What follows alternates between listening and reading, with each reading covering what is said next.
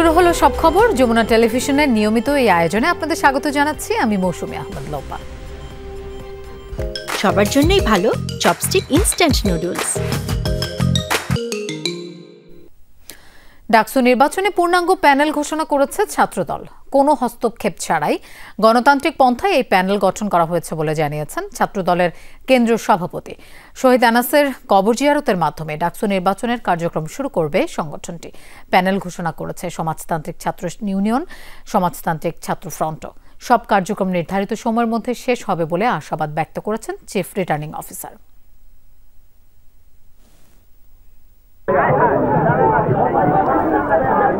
ডাকসু নির্বাচনে মনোনয়ন জমা দেওয়ার শেষ দিন।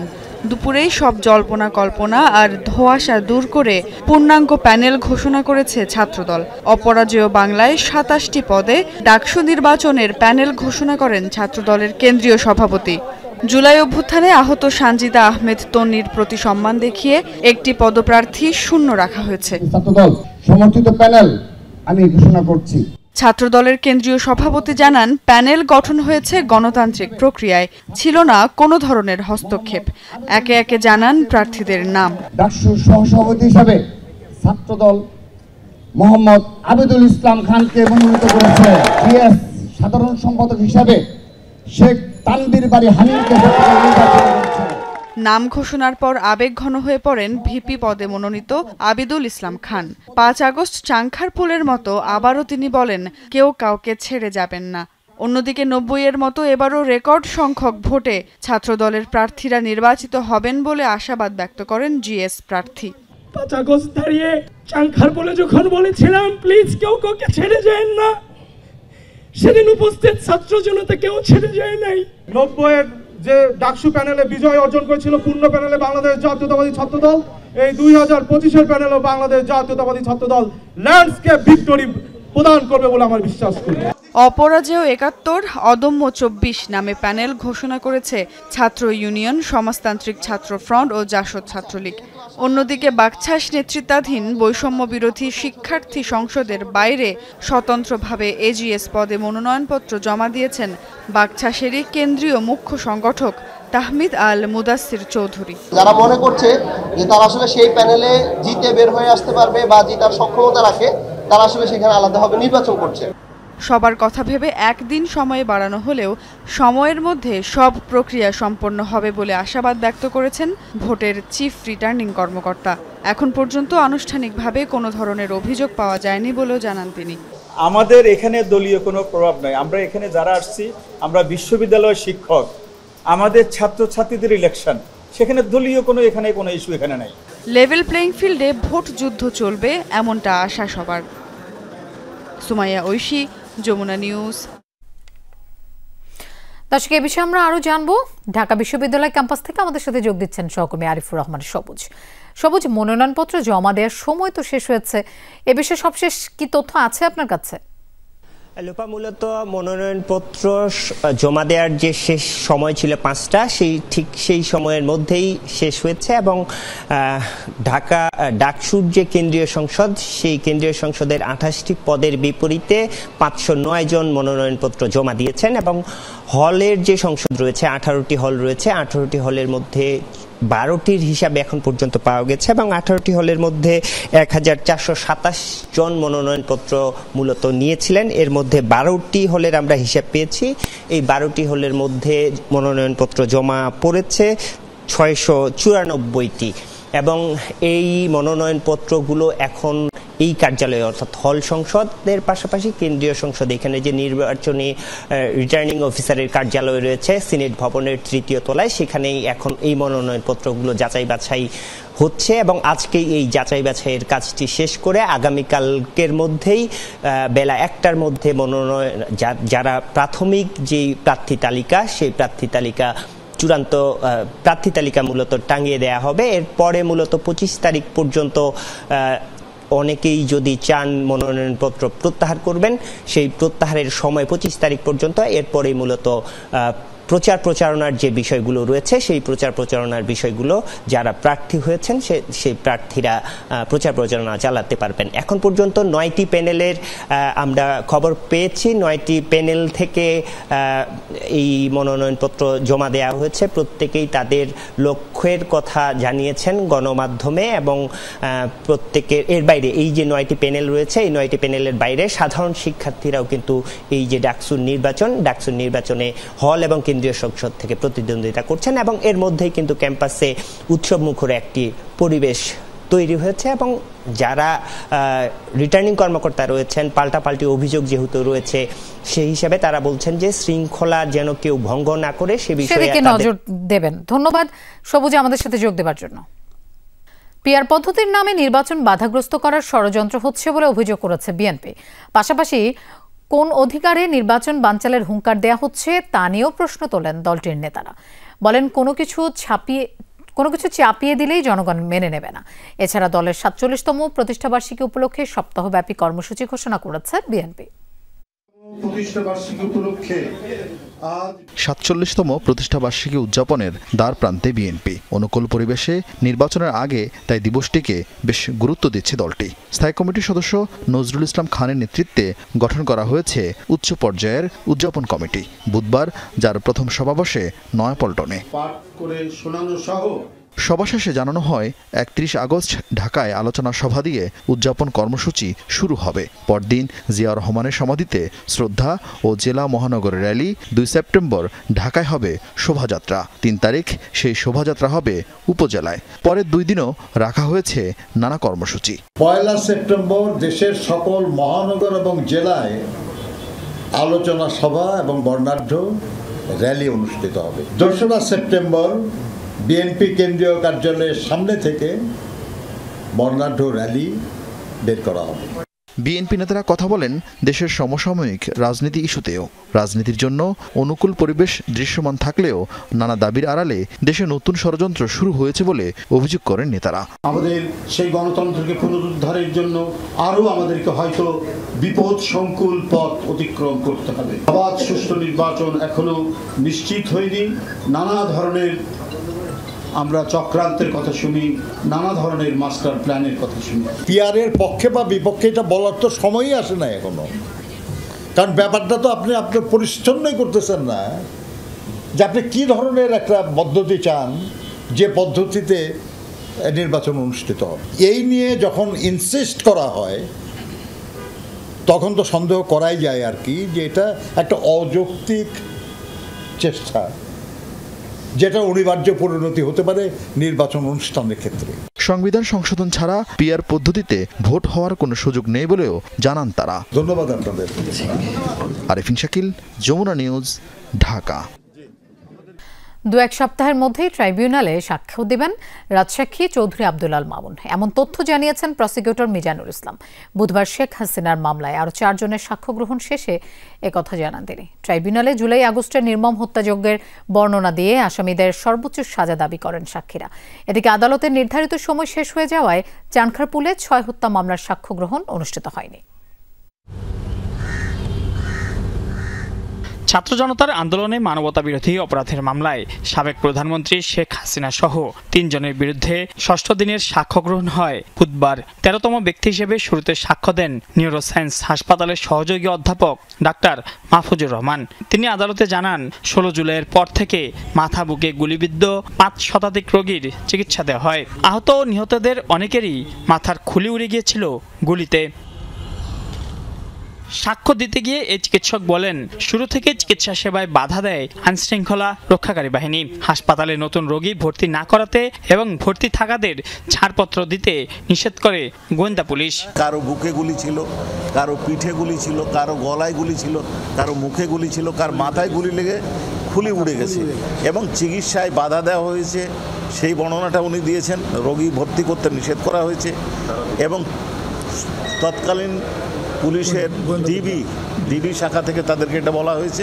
সাক্ষ্য গ্রহণে প্রতিদিনই হাজির করা হচ্ছে সাবেক আইজিপি চৌধুরী আব্দুল আল মামুনকে। সবার আগ্রহ কবে হবে রাজসাক্ষীর সাক্ষ্য গ্রহণ, এজন্য আরও কিছুদিন অপেক্ষার কথা জানান মিজানুল ইসলাম। সামনে 2-1 সপ্তাহ, যদি পরের সপ্তাহে যাই এখন কোনো কারণে হয়তো পিছিয়ে গেল। আজকে আমরা 4 জন সাক্ষীর হাজিরা দিয়েছি।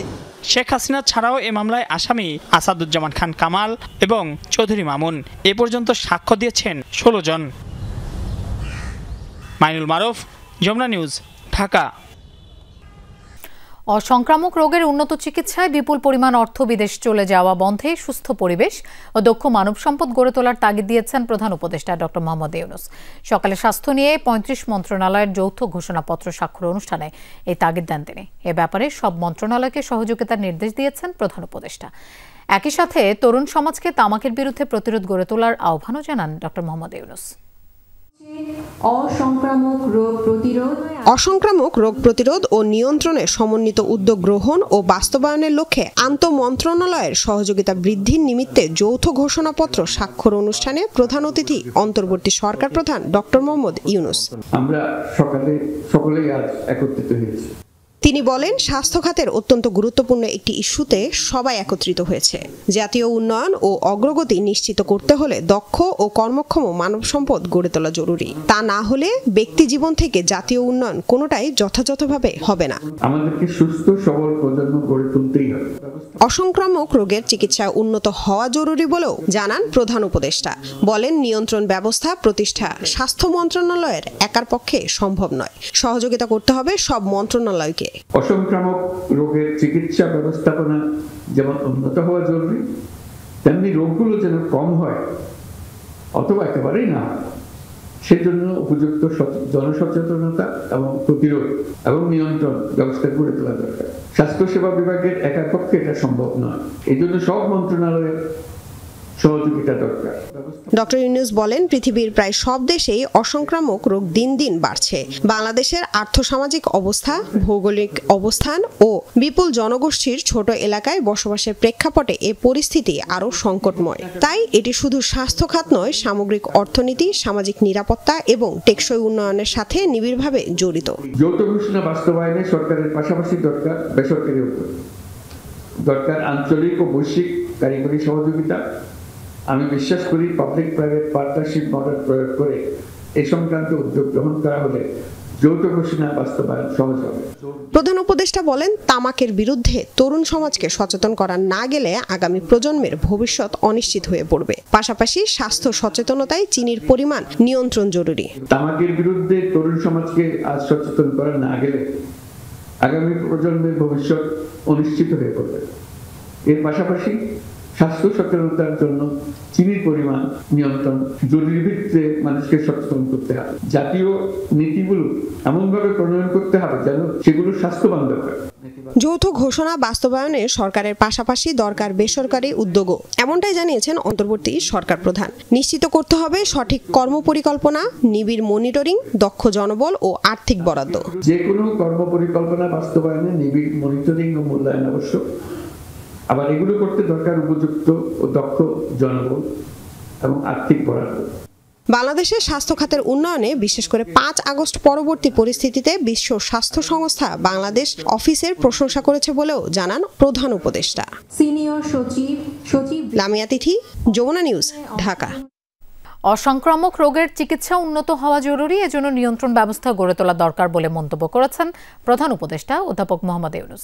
সকালে স্বাস্থ্য নিয়ে 35 মন্ত্রণালয়ের যৌথ ঘোষণাপত্র স্বাক্ষর অনুষ্ঠানে তিনি এই মন্তব্য করেন। বলেন, এটি স্বাস্থ্য মন্ত্রণালয়ের একার পক্ষে সম্ভব নয়, সব মন্ত্রণালয়কে সহযোগিতার আহ্বান করেন তিনি। অসংক্রামক রোগ উচ্চ চিকিৎসায় বিপুল অঙ্কের অর্থ বিদেশ চলে যায়। তাই যে কোনো পরিস্থিতি বা চ্যালেঞ্জ আসুক না কেন, সুস্থ পরিবেশ ও দক্ষ কর্মক্ষম মানব সম্পদ গড়ে তোলার আহ্বান জানান ডক্টর ইউনূস।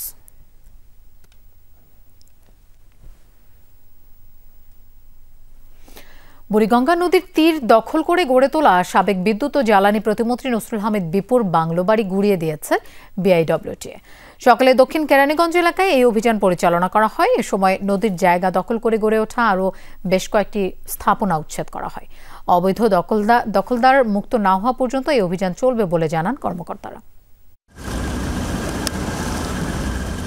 নদীর জায়গায় বাংলো বাড়ি, যার আবার প্রায় 2 একর জায়গা বুড়িগঙ্গার বলে জানান বিআইডব্লিউটিএ কর্মকর্তারা। সীমানা পিলার থেকে অন্তত 20 হাত নদীর ভেতরে দেওয়া হয়েছে বাড়ির সীমানা প্রাচীর।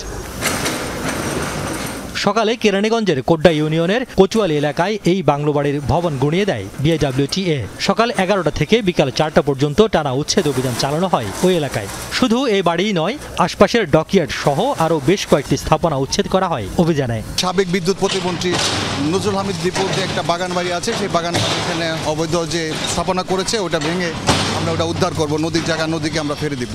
চারিদিকে গাছাগাছালি দিয়ে ঘেরা বাড়িটিতে গেল বছরের 5 আগস্টের পরে ভাঙচুর করে আগুন লাগিয়ে দেয়। স্থানীয়রা জানান, বাড়িটি তৈরির সময় যেসব জমি নেওয়া হয়েছিল তার অনেক মালিকই এখনও টাকা বুঝে পাননি।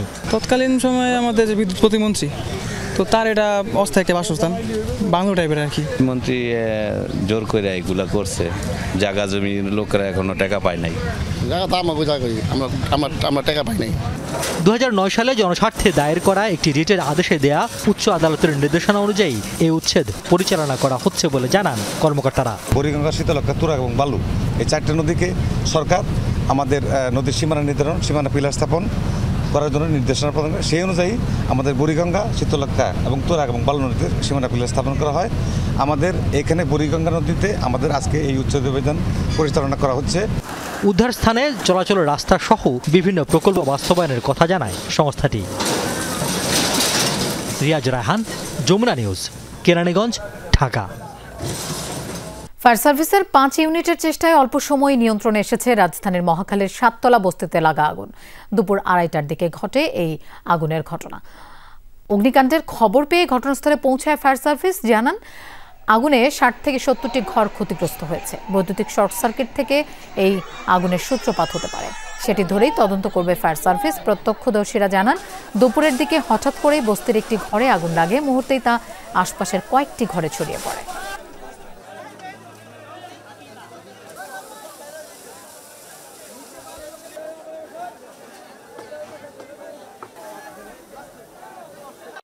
আগুনে গোল্লায় আমার শরীরে পড়ছে, আমি বের হয়ে গেছি, তারপরে আগুন ছড়াই গেছে। পরে একটা জিনিস নিয়ে বেরোম ভাই, এই জিনিসটার পজিশন আমার রাখেন, জিনিসপত্র কিচ্ছু ভাই ধরার নাই, সব শেষ হয়ে গেছে। 5টা ইউনিট আমরা কাজ শুরু করে এবং 18 মিনিটের মধ্যে আমরা আগুনটাকে নিয়ন্ত্রণ নিয়ে আসি। ইলেকট্রিক শর্ট সার্কিট থেকে হইতে পারে অনেকেই ধারণা বা অনেকেই বলতেছেন, কিন্তু প্রকৃত কারণটা আমরা একটা তদন্ত কমিটি গঠন করে আমরা বের করব যে আগুনের কারণটা কি। ক্ষয়ক্ষতির পরিমাণ যেহেতু আপনারা যেভাবে দেখছেন আমরা সেভাবে দেখছি, পরবর্তীতে আমরা আসলে কমিটি গঠন করার পরে সবকিছু বিচার বিশ্লেষণ করে কত ক্ষতি হয়েছে, উদ্ধার হয়েছে, এটা আমরা বের করতে পারবো। 21 আগস্ট গ্রেনেড হামলা মামলায় বিএনপির ভারপ্রাপ্ত চেয়ারম্যান তারেক রহমান সহ সব আসামির খালাসের রায়ের বিরুদ্ধে রাষ্ট্রপক্ষের করা আপিলের 4র্থ দিনের শুনানি শেষ। পরবর্তী শুনানি আগামীকাল। এর আগে সকালে প্রধান বিচারপতি ডক্টর সৈয়দ রেফাত আহমেদের নেতৃত্বাধীন আপিল বিভাগের 6 বিচারপতির বেঞ্চে শুরু হয় 4র্থ দিনের শুনানি। গত 1 ডিসেম্বর 21 আগস্ট গ্রেনেড হামলার ঘটনায় হত্যা ও বিস্ফোরক দ্রব্য আইনের মামলায় বিএনপির ভারপ্রাপ্ত চেয়ারম্যান তারেক রহমান সহ সব আসামিকে খালাস দিয়ে রায় দেন হাইকোর্ট। পরে সেই রায়ের বিরুদ্ধে আপিল করেন রাষ্ট্রপক্ষ। 2004 সালের 21 আগস্ট বঙ্গবন্ধু এভিনিউতে শেখ হাসিনার সমাবেশে গ্রেনেড হামলা হয়। ওই হামলায় আওয়ামী লীগের 24 নেতাকর্মী নিহত হন। জুলাই অভ্যুত্থানে যাত্রাবাড়ির আলোচিত হত্যা মামলায় হাইকোর্টে জামিন হওয়া পুলিশ কর্মকর্তা সাজ্জাদের জামিন স্থগিত করেছেন চেম্বার আদালত। দিয়েছেন আত্মসমর্পণের নির্দেশ। আসামিকে জামিন দেওয়ার মঙ্গলবার শহীদ পরিবারের সদস্যরা অবস্থান নেন সচিবালয়ের মূল ফটকের সামনে। দিনভর তারা স্লোগানের মাধ্যমে বিক্ষোভ প্রদর্শন করেন। পরে বেশ কিছু দাবি তুলে ধরে কার্যক্রম স্থগিত করেন তারা। রোববার পর্যন্ত সচিবালয়ের সামনে বিক্ষোভ কর্মসূচি প্রত্যাহার করে নেয় জুলাই শহীদ তামিমের পরিবার। তাদের দাবি ছিল জামিনপ্রাপ্ত যাত্রাবাড়ি থানার এসআই সাজ্জাদুর জামানকে অবিলম্বে গ্রেফতার করতে হবে। সেই সাথে বুধবারের মধ্যে 2 বিচারপতির বহিষ্কার এবং আইন উপদেষ্টাকে শোকজ করা। অন্যথায় আগামী রোববার থেকে সচিবালয় বা রাষ্ট্রীয় অতিথি ভবন যমুনা ঘেরাও করার ঘোষণা দেয়।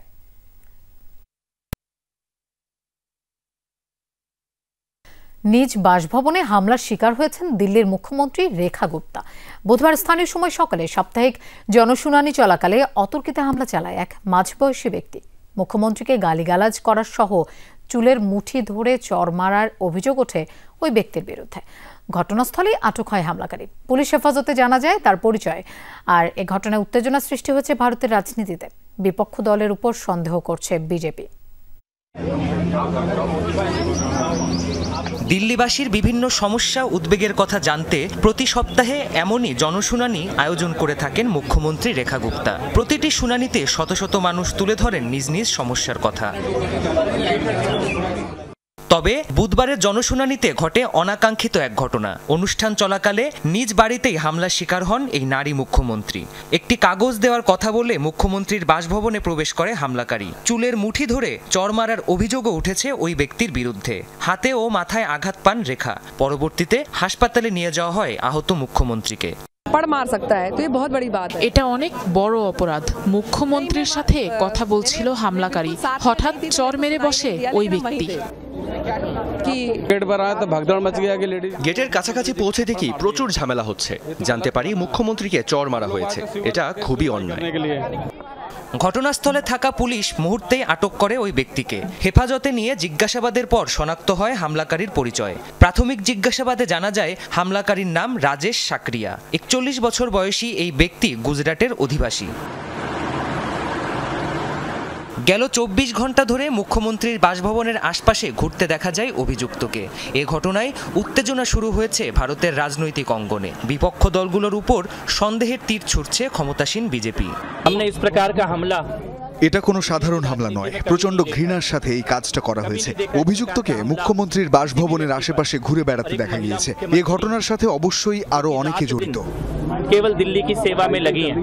মুখ্যমন্ত্রীর বাসভবন ও আশপাশের এলাকা ঘিরে রেখেছে দিল্লি পুলিশ। জিজ্ঞাসাবাদ করতে হেফাজতে নেওয়া হয়েছে অভিযুক্তের পরিবারকে। হামলাকারীকে মানসিক ভারসাম্যহীন দাবি করছেন তার মা। দাবি, দিল্লির রাস্তা থেকে কুকুর সরানোর সিদ্ধান্তের কারণেই এমন আচরণ করছে অভিযুক্ত ওই যুবক।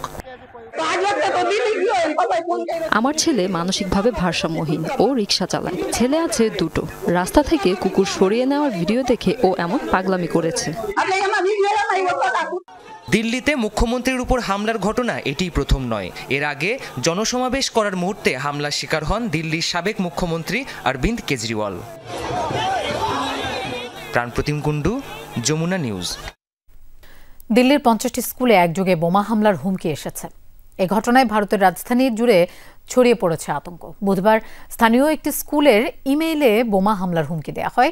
খবর পেয়ে স্কুলে অভিযানে নামে বোম স্কোয়াড ও নিরাপত্তারক্ষীরা। বাচ্চাদের স্কুল থেকে নিতে স্কুলে ছুটে আসেন অভিভাবকরা। নিরাপত্তা বাহিনীর তদন্তে জানা যায় দ্য টেরোরাইজার্স 111 গ্রুপ নামের একটি সাইবার গ্রুপ ইমেইলের মাধ্যমে এই হুমকি দেয়। স্কুলগুলোর আইটি সিস্টেম হ্যাক করা হয়েছে বলে জানায় হুমকিদাতারা। জানানো হয় স্কুলগুলোতে পাইপ বোমা ও বিস্ফোরক বসানো হয়েছে। $5000 মার্কিন মূল্যের ক্রিপ্টোকারেন্সি দাবি করে তারা। এর আগেও ভারতের বেশ কয়েকটি স্কুলে এমনকি বিশ্ববিদ্যালয়ে বোমা হামলার হুমকি আসে, তবে পরে তা ভুয়া বলে প্রমাণ হয়।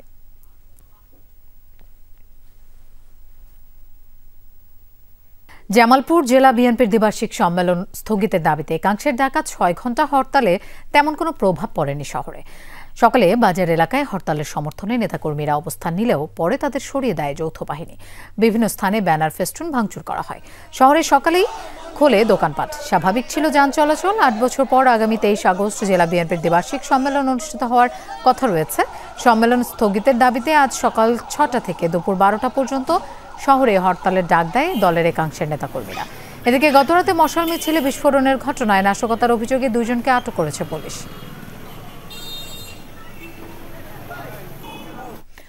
ব্রাহ্মণবাড়িয়ার বিজয়নগরের নির্বাচনী আসন সীমানা পুনর্বিন্যাস প্রস্তাবের প্রতিবাদে ঢাকা সিলেট মহাসড়ক অবরোধ করে বিক্ষোভ করেছে স্থানীয়রা।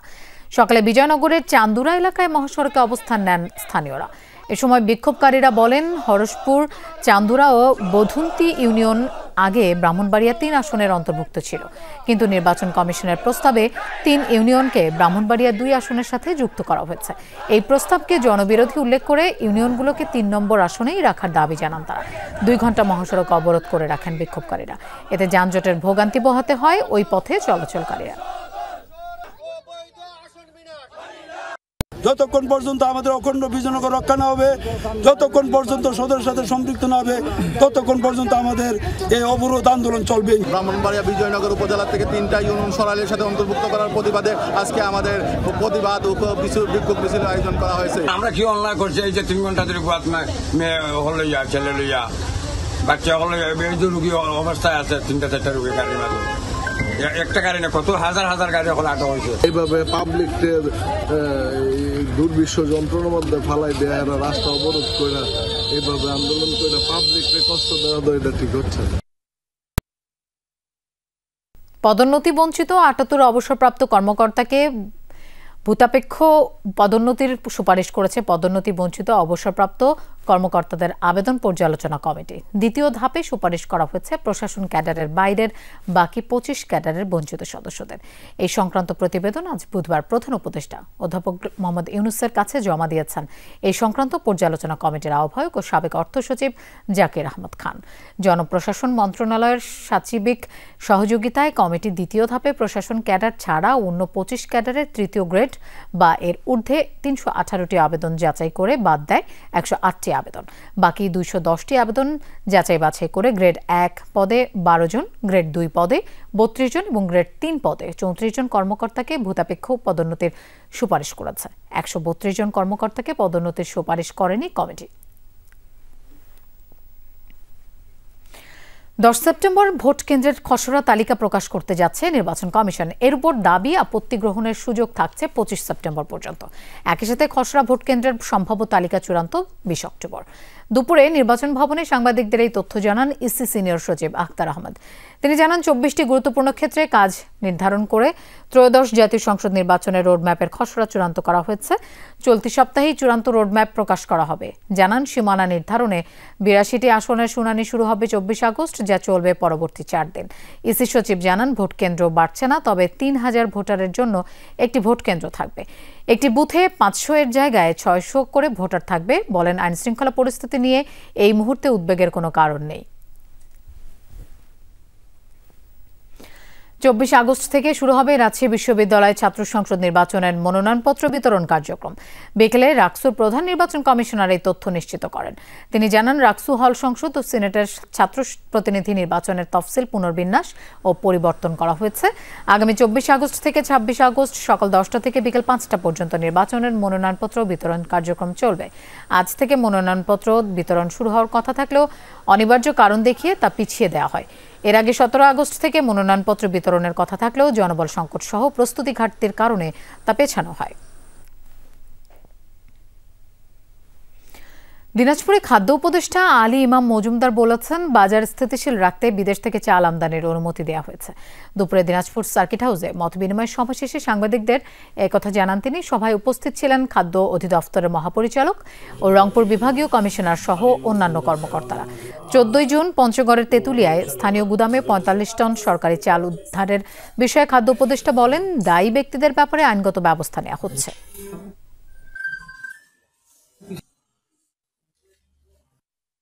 সারা দেশে ৫৫ লক্ষ পরিবার মাসে ৩০ কেজি করে ৬ মাস ১৫ টাকা দামে ৩০ কেজি করে চাল তারা পাবেন।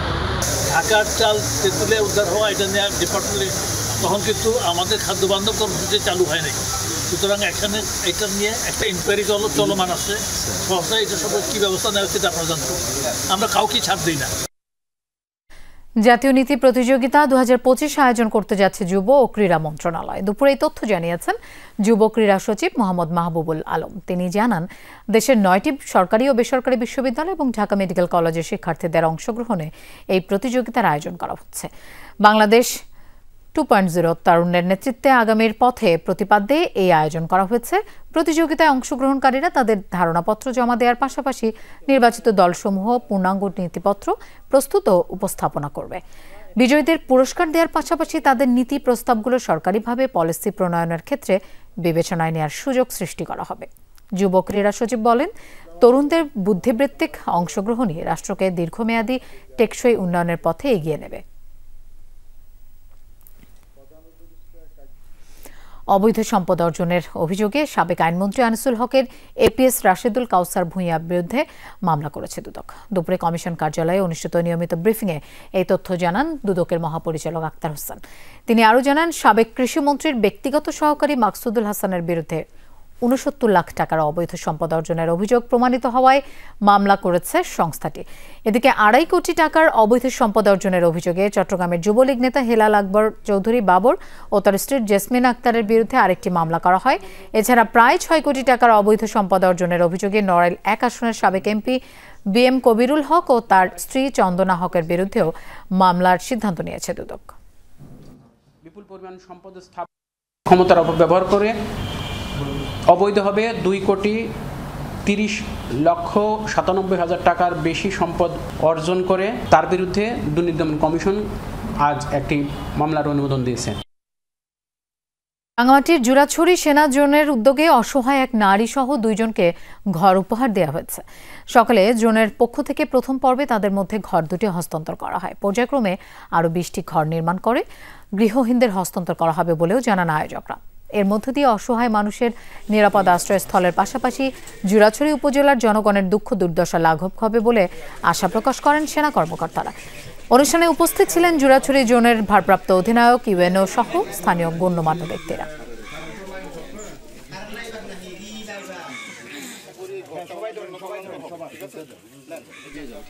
দর্শক, এই ছিল আজকের সব খবরের আয়োজনে। এতক্ষণ সাথে থাকার জন্য ধন্যবাদ সবাইকে।